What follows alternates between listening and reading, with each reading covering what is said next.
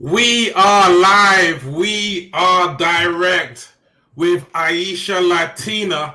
How are you doing? I'm feeling fantastic. And why are you feeling fantastic? It's Friday, but why else are you feeling fantastic today, sister? Well, this was my best sales month ever. I closed 13K and I'm feeling so grateful. So I'm very happy with that. Amazing. And it's been such a fantastic journey seeing you grow. And you really taking things to the next level in terms of your journey. So just explain a little bit in terms of what you do, so people can get that bit of context in terms of what you do, because you're getting great results for yourself and other people as well. So just explain, please. Yes, so I help female coaches that have an expertise to sell their high ticket offer, focusing on the needle moving activities, which are to book calls and to close on the call using the visual whiteboard presentation. Come on, show off the merchandise, sister. Come on. Show off the merchandise. Yeah, no, and I think ultimately the power has been with you implementing and embodying. And I think we're going to break it down into just the four elements that you have really shone using. And yeah, just break down how you've used these areas. So first of all, we say that without this, nothing works in organic marketing. So we're going to go through the first one. Why is attention key, and how have you got attention? Because you got a lot of attention over the last few weeks and months. Yeah, I can say so much about it, but for me, it was all about growing my audience and growing it with qualified leads, and also leveraging Facebook groups, so the audiences of other people, and just posting content that talks about the transformation, talks about my results, talks about my mindset, and really like getting intimate with the audience. Okay, perfect. Because I've noticed that the quality of content that you've been doing is brilliant, and we mentioned sometimes business media over social media, so letting people know the transformation that you do, right? Yes, absolutely. Okay, perfect. And for the next category, you've been a great inspiration, like to me, like with your no pitch DM like system. But tell me, in terms of booking calls, how has that become easier with the visuals, the voice notes, like just in general, like how has booking calls, how's that come about? So it might sound a bit counterintuitive, but it's kind of to let go of the outcome of wanting to book a call and rather to show up as someone that wants to serve and help people move forward in their journey by showing competence and building trust. And the fun part about this is indeed using visuals in the DMs, right? Because that makes you stand out, that makes you gather their attention, which is so difficult to get nowadays. And it really builds that element of trust because you're also giving personalized value. So just combining all of that together and not pitching anything, but just offering a call as a continuation of what you're already doing in the DMs has been like key to booking calls. Absolutely. So that's a key distinction you mentioned. So you're not telling someone to hop on a call as a gamble. Hey, I don't know if I'm going to be pitched by someone straight away, but it's more of a continuation of some of the value that you've got previously. Is that correct? Yes, 100%. Cool. And then next, we're going to look at maybe one of the main elements, and this is what it comes down to. How has the whiteboard method helped you with sales? Well, in different places. So first off, using it in the DMs as the way that I am showing them the visuals. But then when they are on the sales presentation, using the whiteboard to just show them the roadmap, their vision, which is actually the most important thing I found, to tap into people's vision. And I really believe that that is what made this month so successful, to start at the vision and then the program comes, and also to help them solve problems. And what people always tell me is, wow, there's just so much structure to this, and I can clearly see all of the steps. Okay, now that's extremely powerful. And I think the next step, because you've got some outstanding client results, how has the delivery, like in terms of, have you used it in the delivery, like of getting client results? Like how have you used it potentially in delivering results? You mean the whiteboard? Yeah, like the whiteboard ethos, the ethos of the whiteboard. Because Right. I believe the ethos of the whiteboard is scrapping information, stepping into implementation, insights, and identity, right? I think that's the whole ethos of it. So how Yeah. have you incorporated it? Yeah. So I think we all know that learning happens best when you are actually like implementing things and like doing how the real scenario would look like, right? So the whiteboard can be used in delivery by giving people the opportunity to practice Oh. doing role play, right? And also like taking the script, putting it on the whiteboard and letting everyone create their own introduction message for the DMs, for example, and then actually going on and sending it rather than just information, like you say. No, that's absolutely powerful. I mean, whilst we're on this, how did this happen? Like your client here, and it's quite funny. She actually wrote a message that I just read, and she said something along the lines of, "Look, Jay, if you hadn't had gone to San Diego, then maybe Aisha might not have gone to San Diego." So tell us a bit about that story, because yeah, it made me forget a little bit because I just assumed that the client came. But how did that client come about anyway? In terms of what was the San Diego link? Yeah. Yeah, so I would say, going to San Diego, it was for me, it was more about being in the element of, whoa, like I'm a serious business owner and I'm here to do business. And I remember that day, like I had a call before her, right? And then there was dinner and Oh yes. I didn't go to dinner because I was like, no, I have a call. And even though I was super tired, I still showed up and I still, served her. And she ended up becoming a client with the whiteboard again, serving. So I think it's a really beautiful story of how, yeah, the impact is made using the whiteboard. Yeah, and I think it's really stepping in to the whole embodiment and kind of having fun and maybe looking at this. But I think for me, like one of the most touching moments of that whole trip was just being able to really, really embody the whole element of there's a mission behind what we're doing, and that mission behind what we're doing is bigger than making money, but it's actually helping people. Is that making sense? It's actually helping people, changing lives, like having that as a vision, like waking up thinking, hey, people are going to be able to pay their bills, people are going to be able to grow a business because of what's being done here. Is that making sense? Yeah, for sure. I love that. Yeah. So just really quickly, and I think this is quite a big thing that people don't often speak about. Why is there an avoidance when it comes to sales? Because I know you work predominantly with female clients, correct? Yes.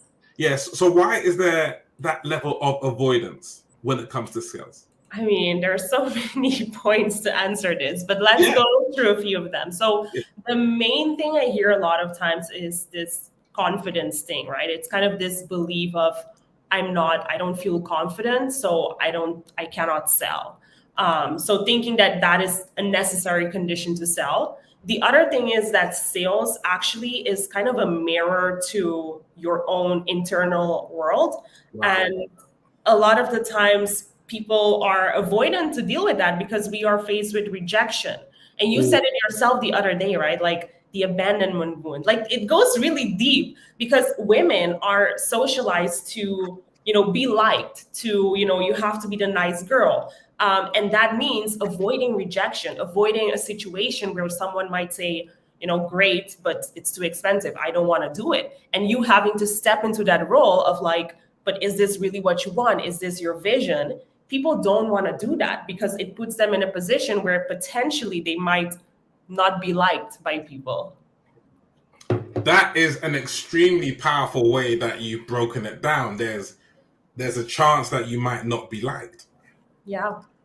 But it's like when you step into your vision and step into that full embodiment, then that's when it becomes less about yourself or the potential rejection and more, correct me if I'm wrong, more about how you can help people. Is that correct? Is that fair to say? 100%.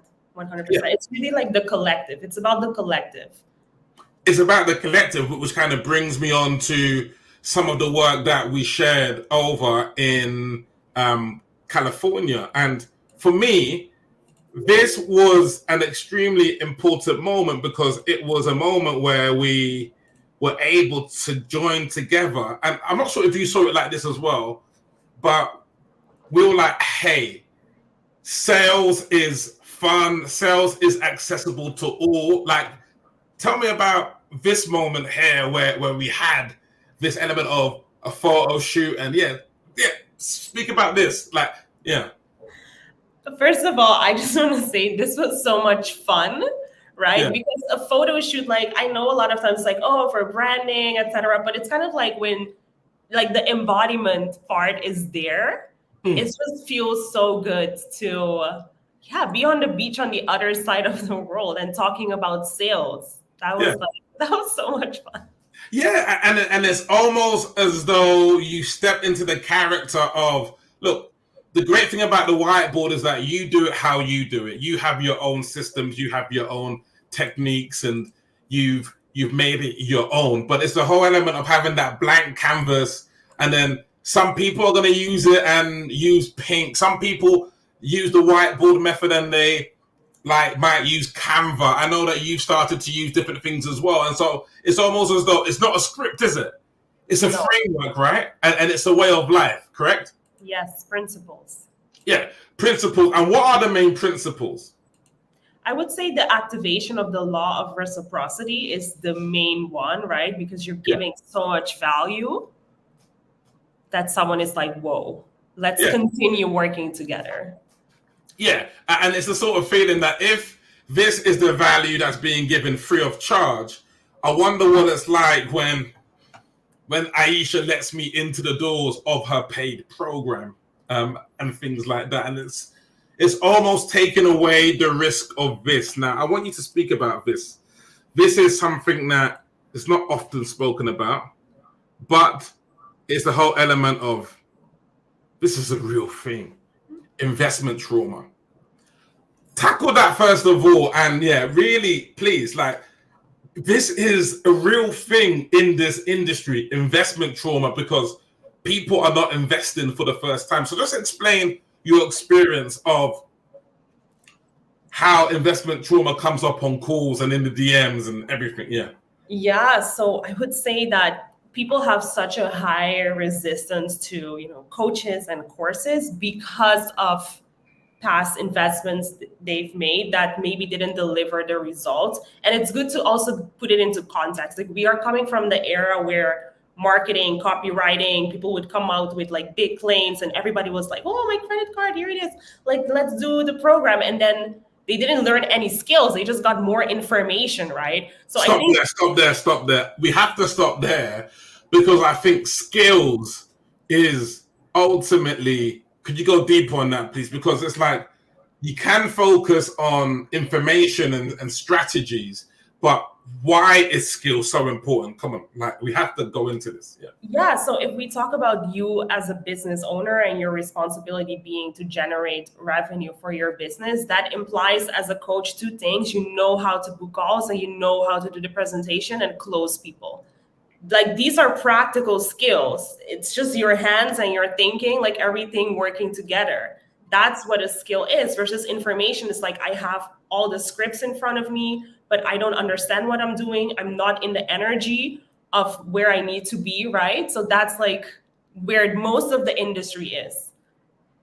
Telling people what to do rather than teaching them and taking them through the process and giving them feedback, etc.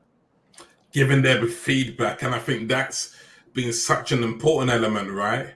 Yes. What makes the difference, with the whiteboard method, in terms of reducing that to allow people to heal from that investment trauma and to get the trust. Because correct me if I'm wrong, in order to move away from that trauma, people have to, like, first of all, heal, maybe sort of kind of see the bigger picture, and then begin to trust again. It's almost as though someone has broken up from their ex-partner and there's the trauma of falling in love again. So, hey, I may as well stay single. Otherwise, I might get hurt again, correct? Yes. So from my experience, it's the co-creation aspect of it. Okay. And it's almost as though instead of me telling someone what to do, right? Of course, you are in the leadership role, but you're getting their input at every step of the way. And you're giving them the results before they pay you. So they already have, right? So a lot of people are like, oh, I have to pay this person and then I get in the program. And it's kind of like I'm jumping into the unknown. But this is the opposite of that. It's kind of like it's already known, right? The first piece is solved. So it's all about implementing the rest of the pieces. Okay, brilliant. I've got a question to ask you. I would love your insight on this. I'm asking this for selfish reasons. Why do some people have the best presentation? Like they've got everything, like they've got the whiteboard, they've got their canvas sheet together, they've got everything, they've got an offer, but they don't take action. Like, I'd really like to have your insight on this because you're, of course, the polar opposite in terms of you work on your skills, you get the feedback, you're the best student I know. Like, you're hungry, you show up, like all of the things. So tell me, on the opposite side of the spectrum, what makes someone not take that action? A lot of answers to that, but the things I've noticed is a lack of like the inner drive. So a lot of people sometimes are driven by the external things like the money. Oh, I'm going to make money with coaching, or oh, I'm going to be seen as this person, but it doesn't really come from the inside. So that's one part of it. Like the motivator is not internal. The other part is the lack of like the energetic work. Okay. What does energetic work mean to someone that doesn't work? Okay, so it's really about the emotions that come into play, because most people are kind of in the emotion of fear, in the emotion of lack, right? In the emotion of scarcity, in the emotion of I need to make the sale. And when you are there, everything is so exhausting, right? Like it's not fun to take the action and to sell because of the emotion. But when the emotion is of gratitude, of abundance, of purpose, that makes everything so much exciting. And then you can also practice detachment, which is huge in sales. So I would say the energetic part of it is what I see that's missing for a lot of people. Okay, that is a very powerful answer. Moving on to that, how important is identity? Like, yeah.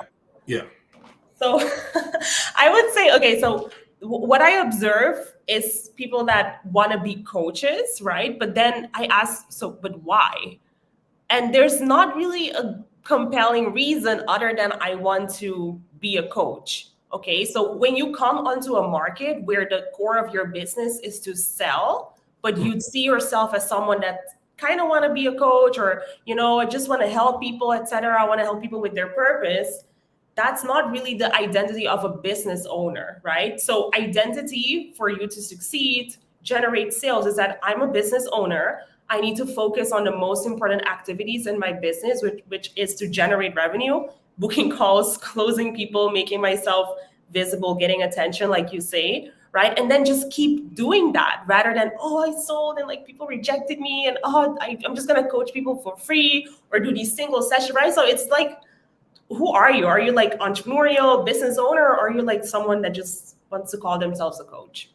100%. And I think we were speaking about this today, right? Like more people who are coming into the market, maybe helping women with sales. More people are looking into it. And then you were like, hey, Jay, look, there's no lack here, or there's no competition here. Why? Because there is a life cycle to everything. Like there's the uninformed optimism. Like someone comes in and goes, yes, I'm gonna make money from this. And then there's the informed skepticism. This is harder than I think. And when they have that informed skepticism, it's almost as though most people fall into the valley of despair. Let me try Facebook ads now. Let me try Instagram Reels now. Oh, I knew it was Aisha's fault. I knew I couldn't trust her. Let me try something else now. Let me try another mentor and this and that. And that's where we get the whole shiny object syndrome from. Because it isn't the strategy, it's the avoidance. It's the avoidance of discomfort. And we can all become the coach that we want to become, but we can't avoid the rejection. We can't avoid the no's. We can't avoid the follow-up. We can't avoid the building of the audience, which is so key. And all of these coaches want to go full-time. They want to do it. Why were you able to go full-time? Yes, so it's really this key principle that I embodied when I got my master's in entrepreneurship. And that is that the biggest assumption any business is making, right, is that people are going to pay you. So your job, if you're serious about it, is to de-risk that assumption as fast as possible. And the only way to do that is by prioritizing sales and generating revenue in your business. And what I observe with most people is this marketing first approach. Now, marketing is important, right? You have to get your name out there. But I think people are just over-engineering everything. They're over-engineering the messaging. Everyone is yelling messaging, right? But the thing that actually gets you paid is being able to book calls, doing the presentation, closing, and collecting the cash. So I prioritize those things and increasing my skills there. And now I'm like, okay, let's think about the marketing. Let's think about other things because there's money coming in, etc. So it's really prioritizing sales before marketing. Wow. Sales before marketing. I've never really heard it broken down like that, but it's almost as though, correct me if I'm wrong here, the best form of sales is coaching or not. Is that the best form of sales? Yeah. Absolutely. And then what people need to differentiate is that what differentiates selling and closing, and how does the whiteboard method help with closing? Differentiate the two, because the two are complete different animals. Yeah. Okay, so selling is really getting someone to admit to themselves that, yes, this is what I need to get to that goal that I have. Okay, but closing is the part where you get the cash on the call, right? Which is to get the commitment of the person. And if they have objections, to tackle those objections, finding a solution around how to potentially collect the money, and honestly not backing down. Brilliant. And sometimes, and this is where we kind of go into the whole element of perceptions, it might be seen to be aggressive to hold your ground, or not hold your ground, but hold people accountable to their vision, hold people accountable to their identity, hold people accountable to their tribe who they're not helping because they're not visible.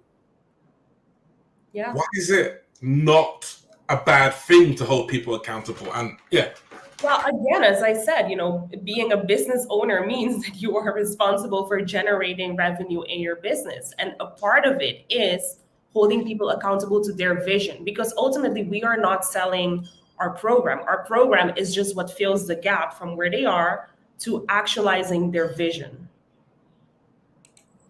Very, very powerful. So before we shoot off, we still got a little bit of juice left in this interview. Want to share this. Want to share the whole element of this Canva sheet, because it's not all whiteboard work.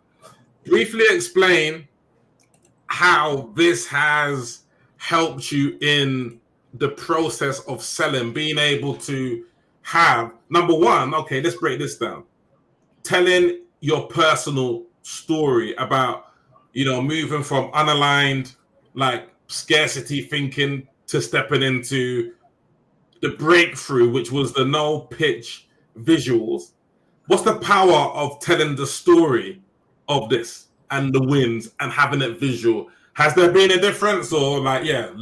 Absolutely. So obviously the visual component is something that connects much deeper rather than me telling someone the story, right? Like they're not going to retain that information. The other part of it is the part where someone feels seen and heard, because a lot of the times where they are right now is where we used to be, right? So when we tell the story of our struggle and then we overcame it, they feel seen and heard, as well as trust us that we are able to help them bridge that gap. Okay, perfect. And so it's like, once you are able, like, what did this do for you in terms of getting your first client? Like, what did it do for you? Yeah. So when you scroll through, you can see all of the pillars of my offer, right? So then it shows people like, hey, if we work together, these are the steps that you are. Oh, okay. This is so well laid out. Yeah. This is really powerful, actually. Yeah. This is And really powerful. Yeah. Here is because we are giving them results in advance. For example, with the offer, right? Yeah. They can see like, whoa, I already did step one. So it's all about the next steps. Perfect. And then you go through like your student who at 10K in 30 days, like from scratch. And is it that they see results like this and they think, hey, look, this is something that I can do? Like 100%. Like these results are very important to show. Yeah. This is so well, it's almost like a movie. Like it's just filling me with hope and things like this, which is the power and things. Really powerful. Yeah. Thank you. Is there anything on your mind that you want to share? I think we've gone through quite a lot, but before we start to wrap up, is there anything that you'd like to share with the people in terms of your progress and everything like this, and anything you want to share?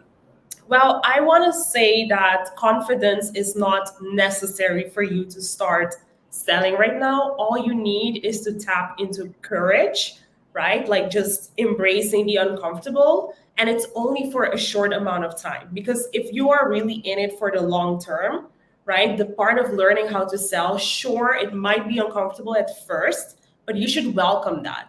Because ultimately, that's the thing that's going to sustain you to bring in 13K months as well for you and your family if it's freedom that you want.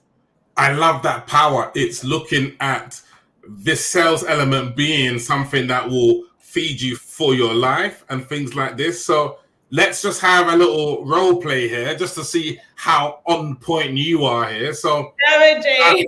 Yeah, and so ultimately you're going to pitch me your no DM system and we'll see how you deal with each of these objections. So pitch me your program.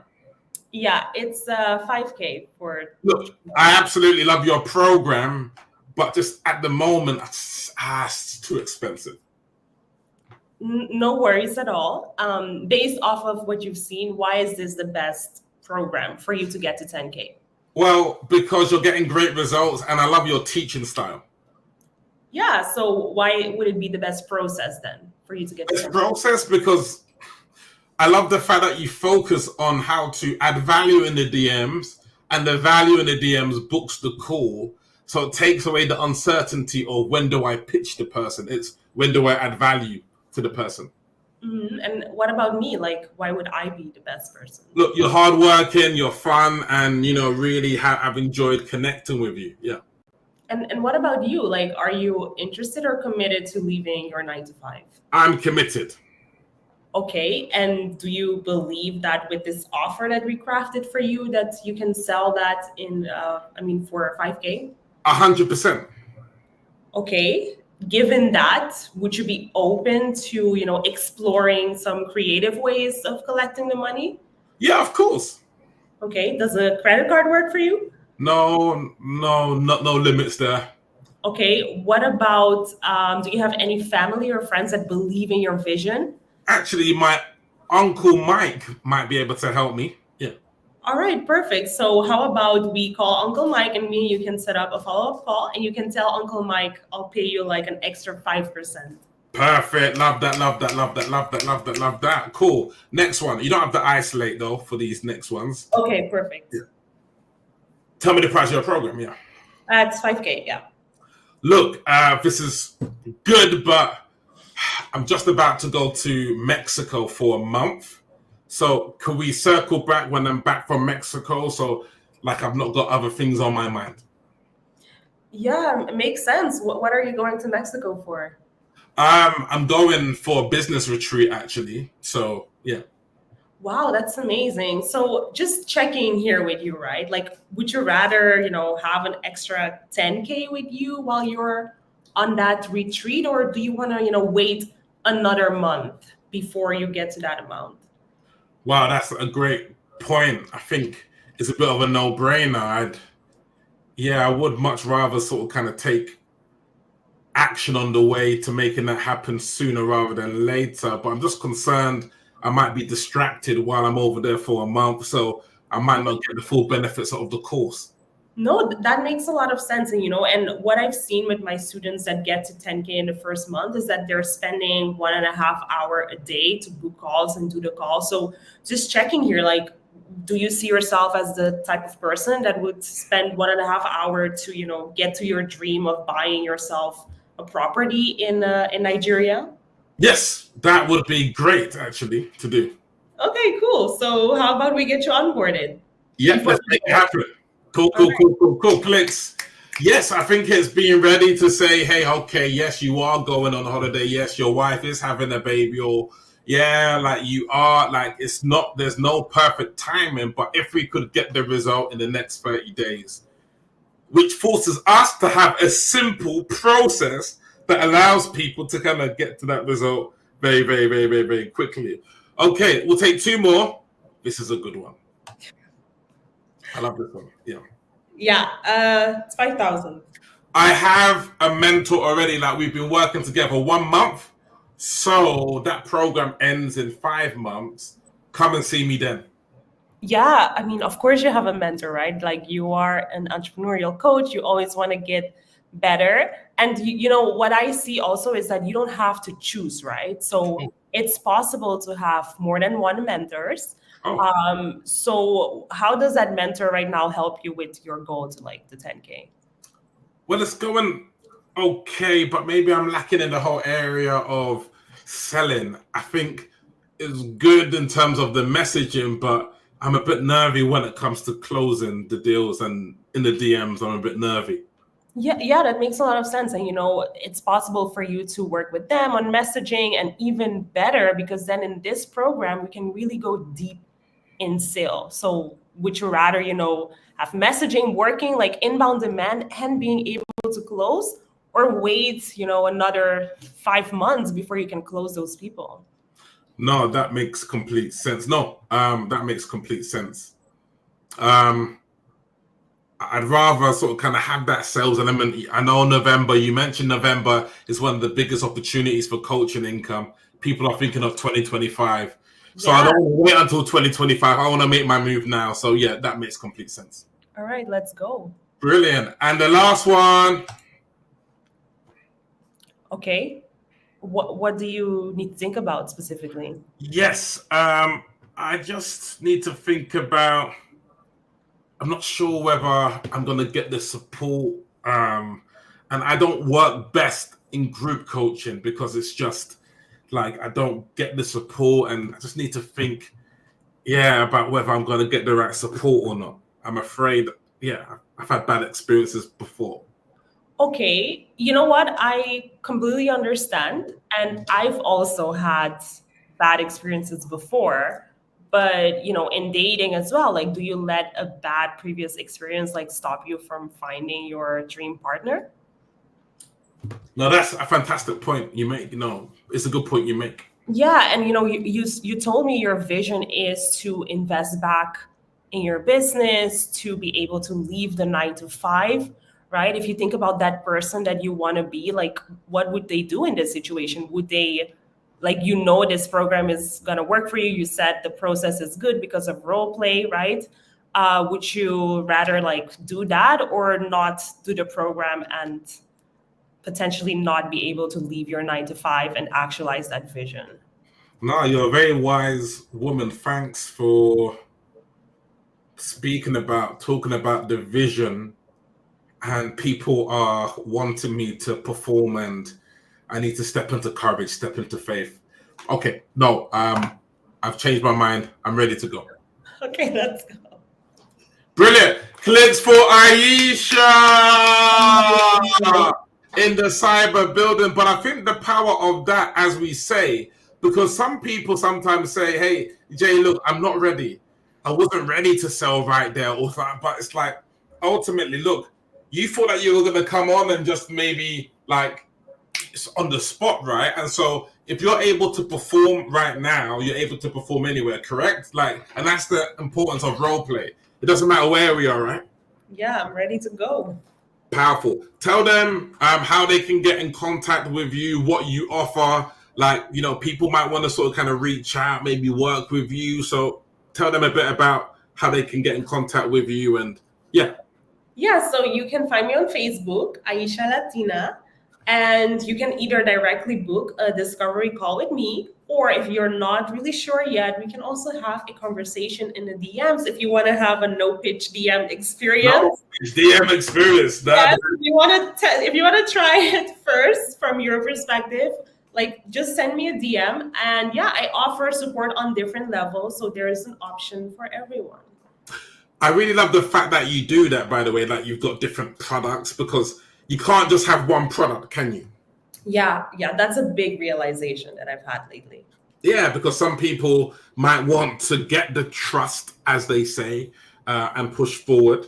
And yeah, last thing, what if anyone's thinking about potentially working with Jay and potentially like focus and on the whiteboard method? Like, what would you say to anyone potentially thinking of like working with the whiteboard method specifically? Just do it. Jay is an excellent mentor. Jay is super passionate about providing results for his students. And yeah, it's honestly the best investment decision that I made. And it helped me to grow into my sales skills. So. Perfect. Aisha Latina, has been an absolute blessing to see your growth, to see you really step into your power. And it's been an epic interview, podcast, whatever you want to call it. Yes. And wishing you all the success on the next steps. Thank you. Amazing. Coolio. Amazing. Bye, guys. Bye.